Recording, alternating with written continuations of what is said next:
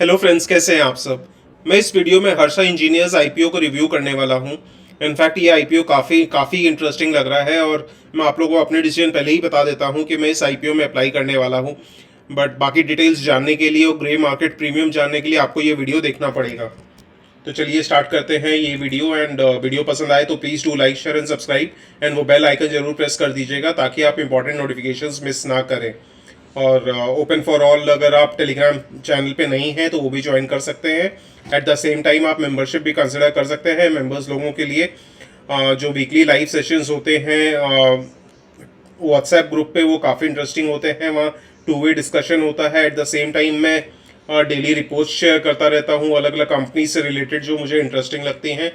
और फाइनली अभी मैं एक दो दिन के अंदर ही मेंबर्स लोगों के साथ जो अलग अलग सेक्टर से जो अलग अलग अच्छी अच्छी कंपनीज हैं, एट द सेम टाइम उनके जो सजेस्टेड बाइंग लेवल है वो डिस्कस करने वाला हूँ या इन्फॉर्म करने वाला हूँ ग्रुप में। तो चलिए इसी बात पे वीडियो स्टार्ट करते हैं। सबसे पहले तो ये कंपनी जो है ये 2010 में इनकॉर्पोरेट हुई थी एंड ये largest manufacturer of precision bearing cages है in terms of revenue in organised sector. Harsha group का पार्ट है ये कंपनी एंड ये कंपनी ऑलमोस्ट 25 कंट्रीज में अपने प्रोडक्ट सप्लाई करती है। उसके बाद सेगमेंट्स जो है इसके टू मेजर सेगमेंट्स हैं। इंजीनियरिंग बिजनेस ऑब्वियसली जहाँ ये बियरिंग केजेस मैन्युफैक्चर करती है, एंड दूसरा इसका सोलर ईपीसी बिजनेस है जो अगेन काफ़ी स्पीड से बढ़ रहा है क्योंकि ऑब्वियसली सोलर पैनल्स की डिमांड या सोलर पावर की डिमांड बहुत अच्छी खासी बढ़ रही है। मैन्युफैक्चरिंग फैसिलिटी इसकी 5 हैं जो अलग अलग लोकेशंस पे लोकेटेड हैं। इनफैक्ट 2 मैन्युफैक्चरिंग जो फैसिलिटी है वो एक तो चाइना में है और एक रोमानिया में है। इसकी जो सब्सिडियरीज हैं वो 3 हैं बेसिकली।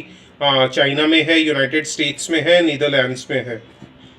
कॉम्पिटिटिव स्ट्रेंथ्स देखेंगे तो बेसिकली ये कॉम्प्रिहेंसिव सॉल्यूशन प्रोवाइडर है जो प्रिसीजन इंजीनियरिंग के प्रोडक्ट्स हैं अलग अलग यूसेज के, अलग अलग इंडस्ट्रीज़ के एंड अलग अलग जोग्राफीज़ में प्रोवाइड करती है। ये क्लाइंटेल के साथ लॉन्ग स्टैंडिंग रिलेशनशिप्स है क्योंकि इसके प्रोडक्ट ऐसे नहीं है कि रिटेल सेगमेंट के नहीं है कि भैया कुछ प्रोडक्ट ले लिए एंड उसके बाद रिलेशनशिप खत्म। लॉन्ग टर्म के लिए बेसिकली अपने क्लाइंट्स के लिए मैन्युफैक्चर करती है ये बियरिंग केजेस। तो काफ़ी इंटरेस्टिंग और काफ़ी स्ट्रैटेजिक रिलेशनशिप हो जाती है। और उसके बाद जो इसकी प्रोडक्शन फैसिलिटीज़ हैं डोमेस्टिक और इंटरनेशनल काफ़ी स्ट्रेटेजिकली लोकेटेड है। तो उससे इसको काफ़ी फ़ायदा मिलता है। जो एक्सपर्टाइज है वो काफ़ी अच्छी है इस कंपनी की, चाहे वो टूलिंग में हो, डिज़ाइन डेवलपमेंट में हो या ऑटोमेशन में हो। ग्रोथ और फाइनेंशियल जो परफॉर्मेंस है उसका ट्रैक रिकॉर्ड काफ़ी स्ट्रॉन्ग रहा है। उसके बाद जो मैनेजमेंट टीम है वो भी काफ़ी स्ट्रॉन्ग है, एक्सपीरियंस्ड है और वर्कर्स भी काफ़ी क्वालिफाइड है। और फाइनेंशियल्स देखते हैं तो लास्ट फ्यू ईयर्स में ग्रोथ फेनोमिनल देखने को मिला है। जैसे अपने देख सकते हैं ईयर एंडिंग 19 में या 31 मार्च 19 में जो फाइनेंशियल ईयर एंड हुआ था उसमें 195 करोड़ की इसकी टोटल एसेट्स थी जो बढ़ते बढ़ते अभी ऑलमोस्ट 6 टाइम्स हो गई हैं 1158 करोड़ की। एंड टोटल रेवेन्यूज़ भी अगेन बहुत रैपिडली ग्रो कर रही है। तो 118 करोड़ से लेकर अभी ऑलमोस्ट 1339 करोड़ हो गई है। ईयर एंडिंग मार्च 19 में बेसिकली इसकी प्रॉफिट नेगेटिव में था एंड जो अभी बढ़ के ऑलमोस्ट 91 या 92 करोड़ हो गया है। एंड नेटवर्थ भी अगेन ऑलमोस्ट 1.4 करोड़ से 528 करोड़ हो गया है। तो कंपनी काफ़ी रैपिडली ग्रो कर रही है। इनफैक्ट बियरिंग केजेस की डिमांड अच्छी खासी बढ़ रही है। एट द सेम टाइम लगता है जो इसका सोलर जो सेगमेंट है वहाँ से भी अच्छी खासी डिमांड आ रही है जिसके कारण रेवेन्यूज़ प्रॉफिट्स एक्सपोनेंशियली इंक्रीज हो रहे हैं कंपनी के। इसके जो ऑब्जेक्टिव्स हैं, जो ये पैसे आएंगे आईपीओ से उसका क्या यूज़ करने वाले हैं। बेसिकली कुछ तो जो डेट है इनका वो ऑब्वियसली रीपे करना है। उसके बाद कैपिटल एक्सपेंडिचर रिक्वायरमेंट्स है डिपेंडिंग ऑन कि कुछ मशीनरी परचेज करनी है, इंफ्रास्ट्रक्चर को रिपेयर्स एंड रेनोवेशन करना है। उसके बाद जनरल कॉर्पोरेट पर्पस। उसके बाद जो आईपीओ ओपन हो रहा है ये 14 सितंबर को अप टू 16 सितंबर। आईपीओ की जो साइज़ है वो 755 करोड़ की है जिसमें से फ्रेश इशू 455 करोड़ का है। जो ऑफर फॉर सेल है यानी जो प्रेजेंट जो प्रोमोटर्स हैं या जो प्रेजेंट ओनर्स हैं वो अपना जो स्टेक सेल कर रहे हैं वो 300 करोड़ का एक्सटेंड का कर रहे हैं और 455 करोड़ जो है वो बेसिकली कंपनी के यूज़ आएगा एंड 300 करोड़ बेसिकली ओनर्स के पॉकेट में जाएगा। एंड जो आईपीओ का प्राइस बैंड है वो 314 टू 330 314 टू 330 है। बीएससी एनएससी दोनों पे लिस्ट होगा। रिटेल कोटा में ऑब्वियसली 35% है, क्यूआईबी में 50% एंड एनएनआई या एचएनआई जो कोटा है उसमें 15%। अलॉटमेंट बेसिकली डिसाइड होगा ऑलमोस्ट 21 सितंबर को रिफंड 22 सितंबर को आ जाएंगे। शेयर्स डीमैट अकाउंट में 23 सितंबर या उसके आसपास क्रेडिट होंगे, 1-2 दिन एक्स्ट्रा लग सकते हैं।